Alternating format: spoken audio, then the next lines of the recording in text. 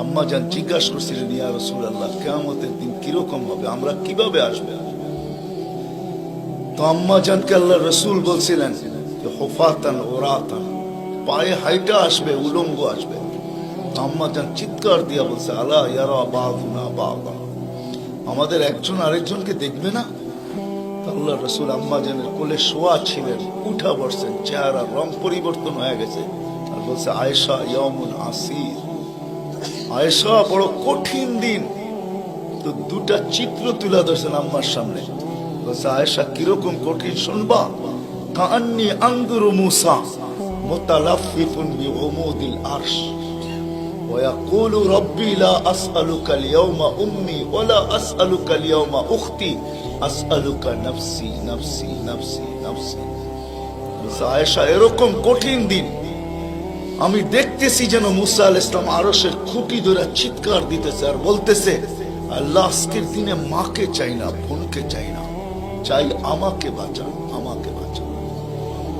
কালিমুল্লাহ, যার কিতাবটা আল্লাহ নিজের হাতে লেখছে, কাতাবাত তাওরাত বিয়াদি, যার কিতাব আল্লাহ নিজের হাতে লেখা দিয়েছেন, কালিমুল্লাহ যিনি, আল্লাহর সাথে যিনি কথা বলতেন, যার উপাধি কালিমুল্লাহ, উলুল আজমি মিনার রাসূল, পাঁচজন নবীর ভিতরে একজন যিনি, পাঁচজন উলুল আজমি মিনার রাসূলের ভিতরে। আল্লাহ রাসূল বলছে, আয়েশা আরেকটু দৃশ্য বলবো তোমাকে? তো বলছে, ইয়া রাসূলুল্লাহ বলেন। বলছে, ওয়াজিআ বিজাহান্নাম, জাহান্নামকে যখন আনা হবে ৭০,০০০ শিকল লাগানো হবে, প্রত্যেকটা করার সাথে ৭০,০০০ ফেরেশতা ধরবে, তারপরও জাহান্নাম ছুটবে সব ফেরেশতাদের হাতের থেকে ছুটা, নিচে কিয়ামতের দিন মাঠের দিকে যখন ভাগতে থাকবে, তো জিবরিল আলাইহিস সালাম আল্লাহর পাশে থাকবে, চিৎকার দিয়া বসা পড়বে আর বলবে, রব্বি সাল্লিম সাল্লিম, রব আমাকে বাঁচান, আমাকে বাঁচান। ওই দিন শুধু একজন ব্যক্তিত্ব, আপনার আমার রাসূল মুহাম্মদুর রাসূলুল্লাহ সাল্লাল্লাহু আলাইহি ওয়াসাল্লাম শুধু উম্মতি উম্মতি বলে চিৎকার দিবে।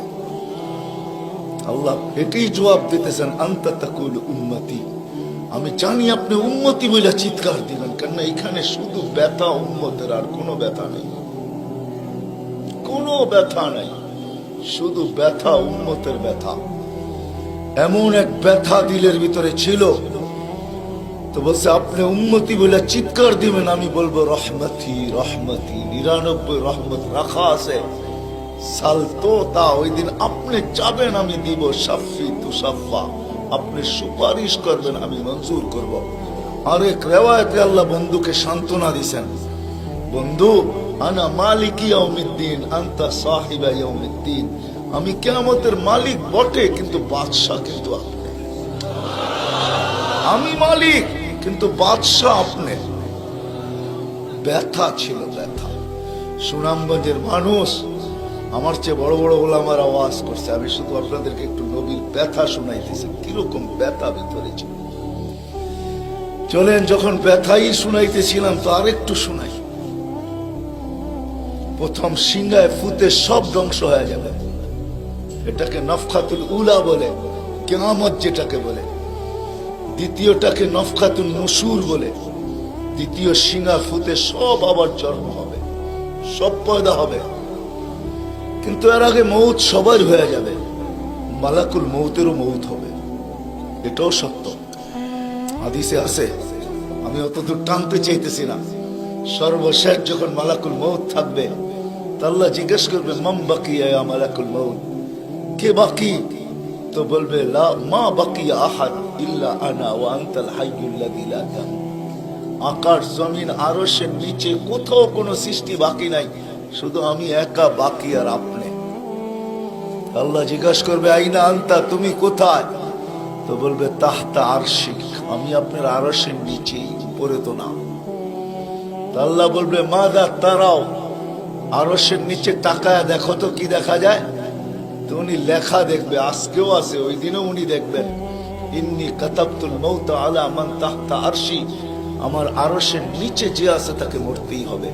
আল্লাযী হাই, চিরঞ্জীব, ফাহুয়া ফাওকা আরশি, সে আমার আরশের উপরে বিরাজমান। তো তো বলবে আল্লাহ এই লেখা আছে এখানে, তা আল্লাহ বলবে ফাতামুত আনতা, এবার তোমার পালা। ফাইন্নাকা তাহতা আরশি, তুমি আমার আরশের নিচে।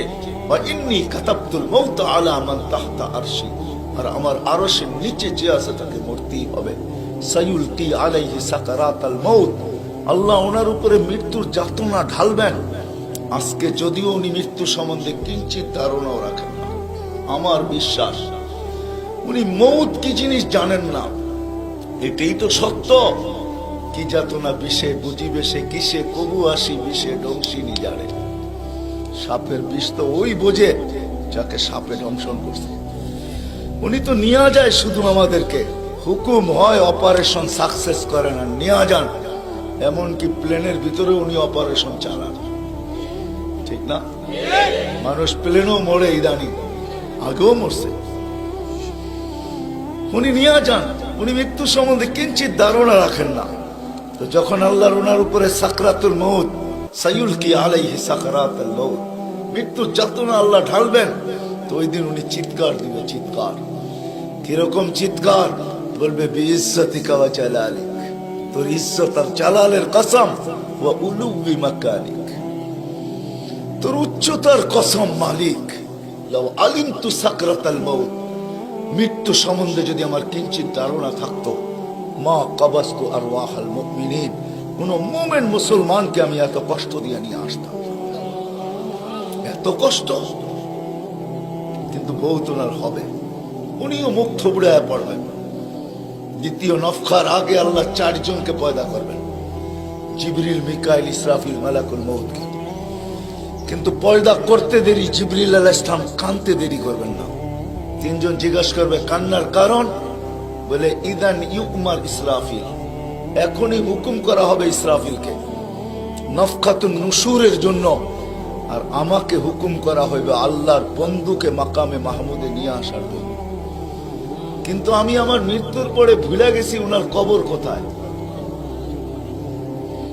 তো 3 জন বলবে সহজ সমাধান, ফাসআলিল আরদা, তুমি জমিনকে জিজ্ঞাসা করো।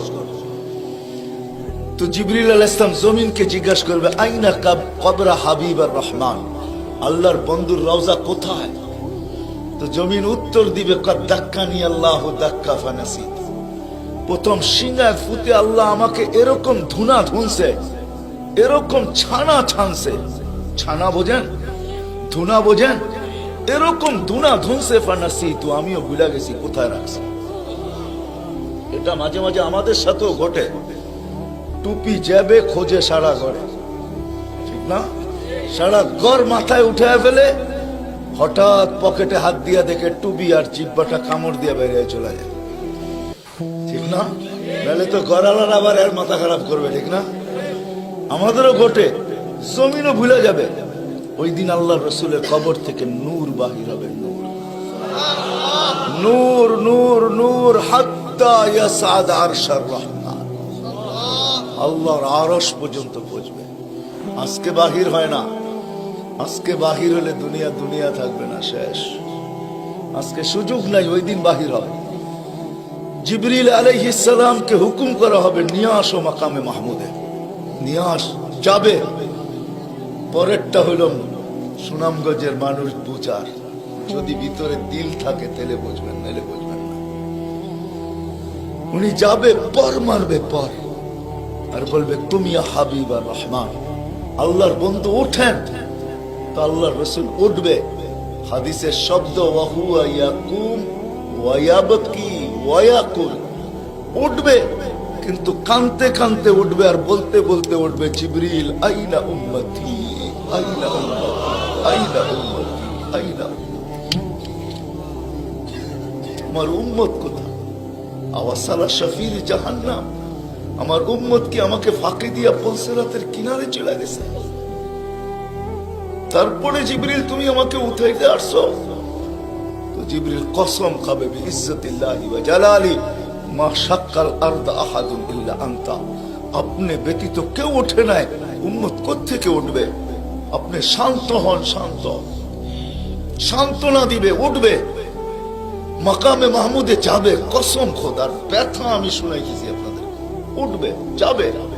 কিন্তু মাকামে মাহমুদে বসবে না, শুধু ডাইন হাতটা রাইখা দিয়া দাঁড়ায় থাকবে। আল্লাহ জিজ্ঞাসা করবে, বন্ধু বসেন না? বলছে, না বসবো না।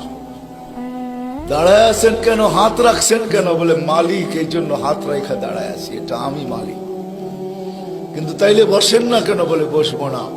বলছে, কারণ কি কারণে বসবেন না? বলে, আমাকে বসায়া দিতে চান তাই না? আমি যদি বসি তো আমার উম্মতের জন্য ছোটবে কে, ভাববে কে, কাঁদবে কে? কে হাউজে কাউসারে যাবে? কে উম্মতের ঠোঁটে লাগায়া পেলা পান করায়া দিবে, পানি পান করায়া দিবে? কে মিজানের পাশে দৌড়াবে?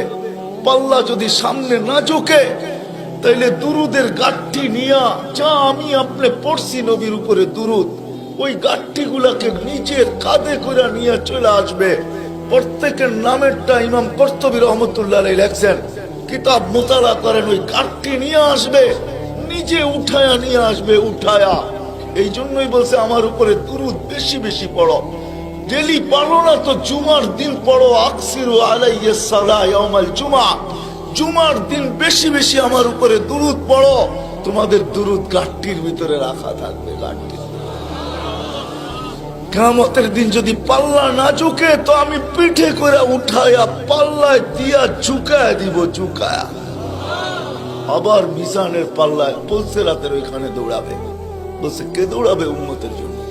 যে কিয়ামতের মাঠে ব্যথা নিয়ে উঠবে, ব্যথা, ব্যথা নিয়ে উঠবে, ব্যথা। হায় হায়, যে মৃত্যু লগ্ন ব্যথা নিয়ে গেছেন, ব্যথা। কোনো ব্যথা না, কোনো ব্যথা না, নয় ফ্যামিলির ব্যথা না, হাসান হোসাইনের ব্যথা না, আলী ফাতেমার ব্যথা না, যে হাসান হোসাইন কলিজার টুকরা ছিল, টুকরা।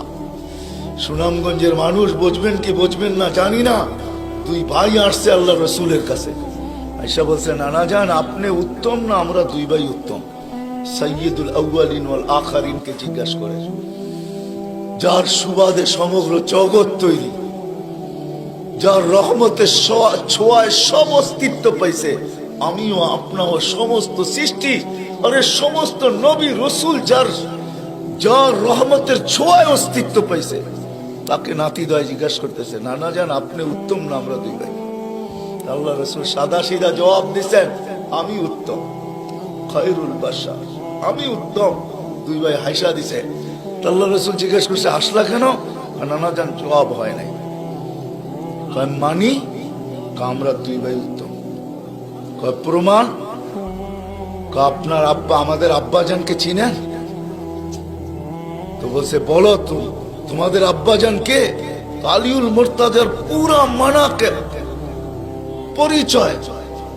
আমি সিলেটও বলে আসছি, আমার বড় আফসোস লাগে, বাংলাদেশে হাজারো ওয়াজ হয় সারা বছর, কিন্তু আজ পর্যন্ত একটা ওয়াজের ব্যানার পাইলাম না যে শানে সাহাবা, শানে সিদ্দিক, শানে আবু বকর, শানে ওমর, শানে ওসমান। বহুত কম ব্যানার পাই শানে রিসালাত, আল্লাহ রসুলের শান। চিনি না বিদায়, রাগ হয়েন না, আজকে চিনি না বিদায়। প্রত্যন্ত অঞ্চল সুনামগঞ্জের সাথে আজকে যোগাযোগ বড় ভালো, আপনাদের হাইওয়ে বড় সুন্দর, গাড়ি বড় স্পিরিটে চলে, কিন্তু একটা দিন ছিল এখানে যোগাযোগ বড় দুর্গম ছিল। বাতিল এই সুযোগগুলোকে ব্যবহার করছে। প্রত্যন্ত অঞ্চলের মানুষ নবী জানে না কাকে বলে, রসুল চিনে না কাকে বলে।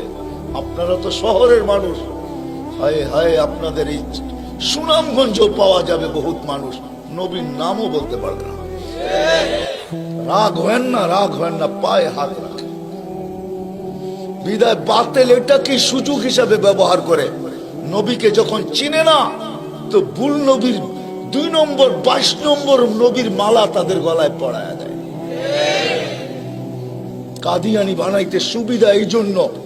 নবীর পরিচয় যদি আমাদের বাচ্চা বাচ্চা জানতো, নারী পুরুষ জানতো, আমাদের স্কুল কলেজের ছেলেরা জানতো যে আমাদের নবী কে, তার প্রয়োজন কতটুকু, তার মর্তবা কত বড়, তাইলে কেউ এরকম দাওয়াত নিয়ে যাইতে দেরি, জুতার বাড়ি খেয়ে ফিরতে দেরি হতো।